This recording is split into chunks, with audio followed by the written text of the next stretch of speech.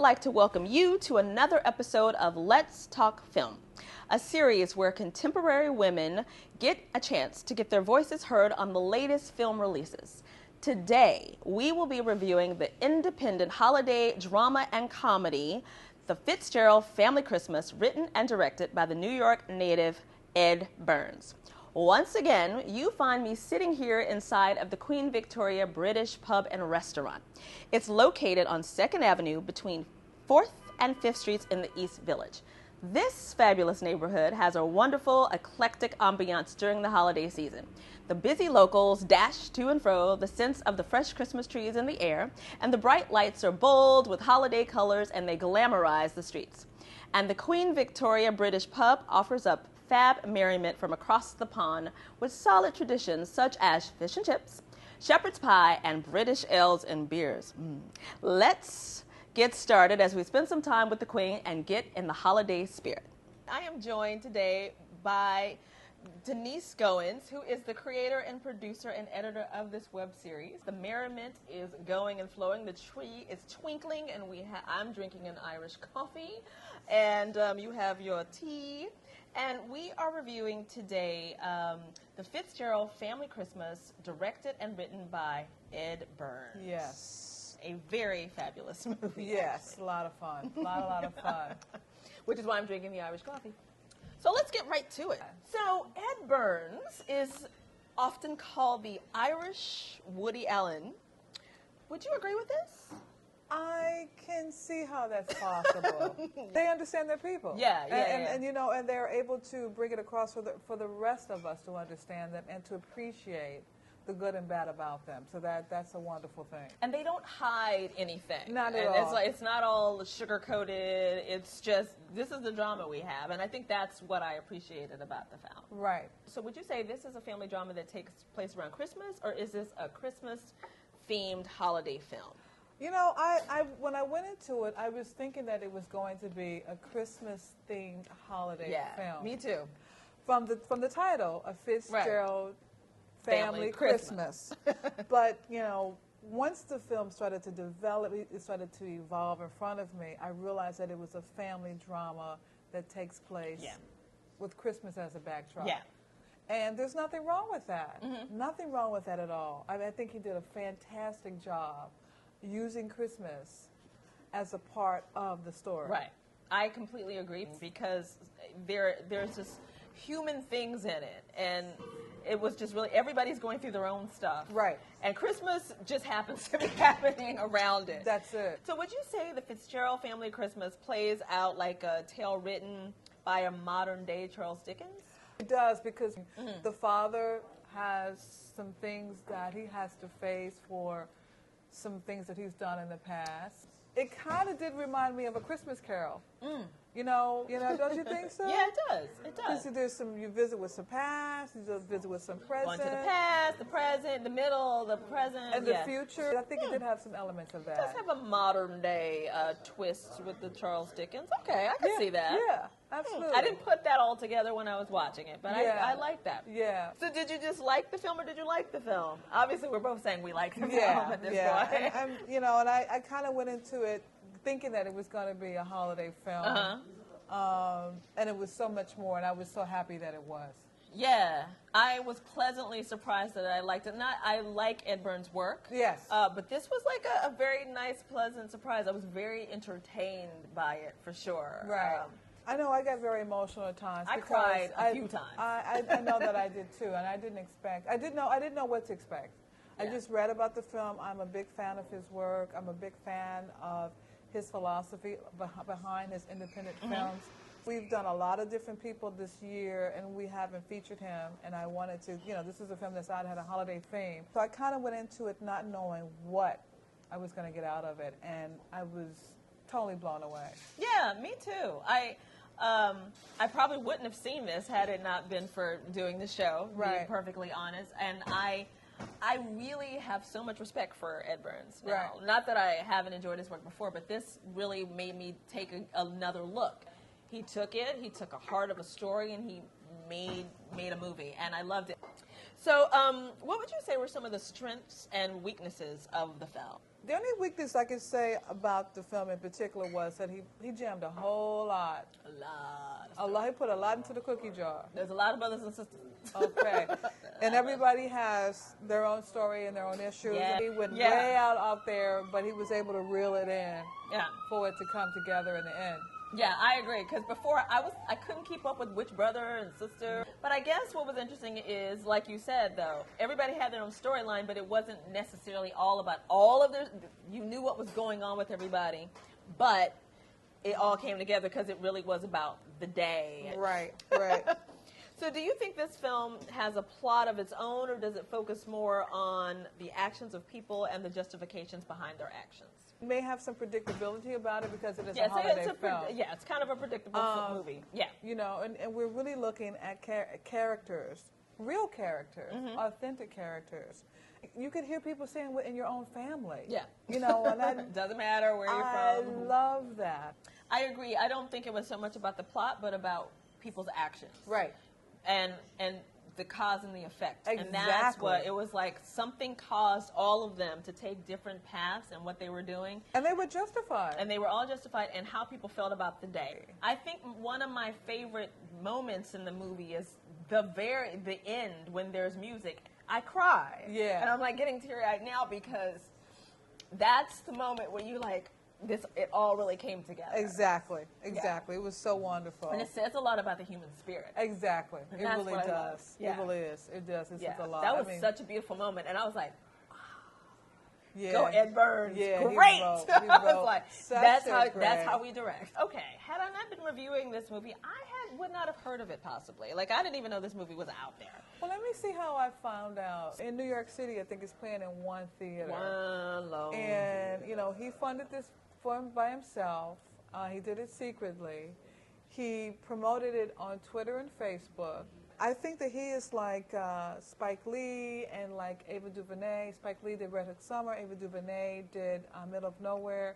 And these are filmmakers who are taking it upon themselves to make it happen. And I think we live in a time where you can actually do that. Sure. And they're showing us that it can be done. He's always technically been kind of doing that, though, right? For his own stories, or is this? Well, I mean, you know, his first film got a lot of buzz after he got and that in kind of put him on Sundance. the map. Right.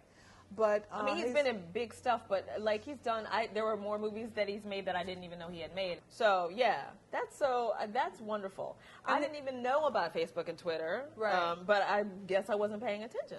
Yeah. So let me ask you a question. Do you think this has the potential to become a holiday classic?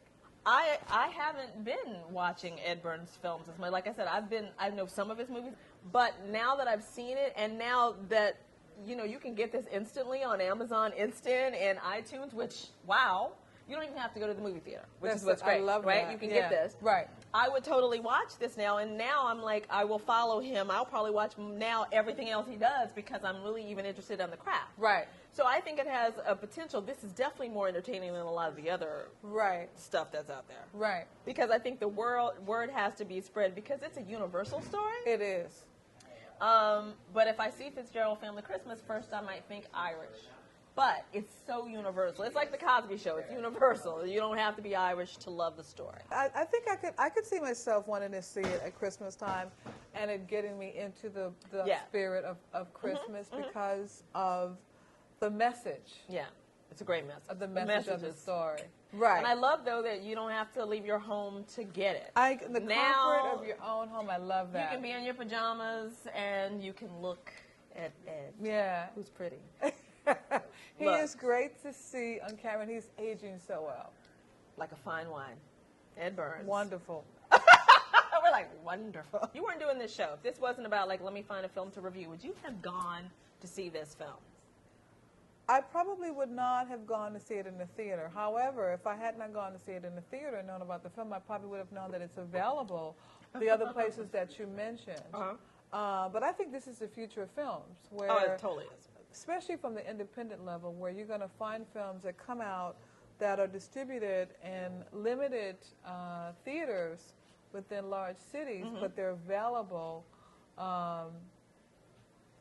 lots of other places, DVD, video on demand, streaming, iTunes, all of those. I think that that's where we're going to see a lot of things happening. Right. So I probably would have not seen it had I not thought that this was a great holiday film. And the other reason why I wanted to cover this is because I felt like it wasn't getting a lot of attention. Right. And I'm a big believer in the underdog. And I thought this was one of the few holiday seasons where there were not a lot of new holiday films. Am I wrong? Or did you notice that too? That's true. Normally there's all this. There's tons. I mean, we had Bad Santa, which was a great That is a good movie, actually. I mean, this year we had a couple of animated films. A couple, but we that's about had it. no drama, no comedies, Right. you know, that of to speak of. Yeah, no, you're right. So I looked at that and I thought, okay, here's one that's holiday oriented, that's holiday themed. Maybe this is one that we should definitely do. I can't Right. say that I wouldn't have seen it, wouldn't have known about it, hadn't heard about it, but now I am so glad I did. I was sitting in the movie theater going, because at first I was like, okay. Right. And I sat there, and then I remember when I first started giggling, I'm like, this is so kind of good. And then I remember crying the first time. I cried a few times during this. I walked out going, wow. Because I never would have picked this for myself. So I'm so glad I did. And now I'm like a big, huge, I got to go back and see all his movies. And Right. I'm like, okay, this is a real storyteller. And I appreciate it. So I'm so glad that I did go see it. Right. And now I would like to switch gears to one of our new segments where we introduce to you an online short film of interest that we have discovered and would like to share and recommend for your viewing. Today, we will be discussing When Bart 6874 Met Lulu 5547, a 7.5-minute short, written and directed by Michael Manise. So, did you like it? What did you think of it? I thought the premise of it was really sweet. It was sweet. You know, it's I like have to agree. senior citizens, you know. Yes. They're older. Yeah. Looking for love. Exactly. Like we all are. Exactly. Well, not all of us, but some of us are. You know, and the fact that they're utilizing modern technology, it was just such a great premise. They were 60s, 70s. Yeah, like, it was great. I thought that was great. No words. No, exactly. Yeah. Which is wonderful. Yeah. Which was even better. Yeah. And I love that it was in black and white. Yeah, I do too. I love black and white movies. I just thought that it was such a wonderful little short, and he did so much in 7 minutes He did. with no words. Yeah. See, once again, true storytelling. Right. You can keep it simple. Exactly. That tells you that visuals, you can still tell a great story with just visuals and great acting. Right. You know, and that Yeah, was, they were very refreshing. it had that New York edge about it. Oh, It even really- the old people got edge. Right. But I think that the original music was by John Tenorello. I think it really helped to really keep the mood, Keep the flow. keep it going. And the editing was great. I think 7.5 minutes was perfect. Yeah. It wasn't too long, wasn't too short, just enough time enough. to get the story in. Yeah, you got it. You Yeah. understood everything and what was happening. And, you know, if you are looking for love, it doesn't matter how old you are, you will relate to this story on Right. so many levels. Or even Exactly. if you have the person you're with, it will take you back. Yeah. Because we've all been there, done that. Love, and it's out there for you, and you can look for it, and you can possibly find it. Exactly. And I think that's what the real core of that story was. Yeah, and I like Yeah. that. That's a great message. It's Yeah. like, you don't have to stop, you know, at a certain age. If you haven't found the love of your life at 30, keep it moving, keep it going. That's it. And you keep yourself going Yes, too. Yeah. keep looking, because people are out there looking, and that's what I liked about the story. Yeah. Like, love continues to go on no matter how old you are. Exactly. Oh. It was great. Yeah, it was a cute little short. Right. So I think they can find this on Vimeo, right? Yeah, Vimeo. Right. Wow. Yeah, just like just- that. Like, yeah. look at all the information and great little shorts you can find on Vimeo. Exactly. That's it. Yeah. So definitely, guys, check this one out. Check it out. Yep. Cool. You'll love it. Yep.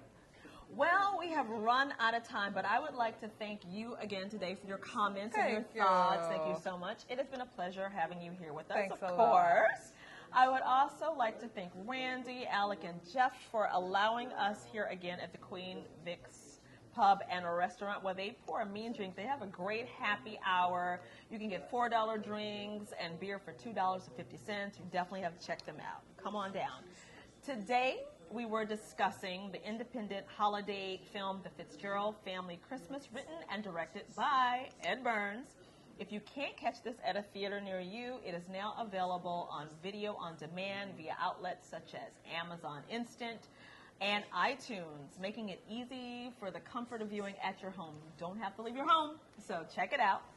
Watch it in your pajamas. So be sure and check this out and more on our website on letstalkfilm.com, and it is also available on mobile devices. I'm today's host, Shoshi. Until next time, keep watching and talking film. Have a happy holiday. Happy holidays.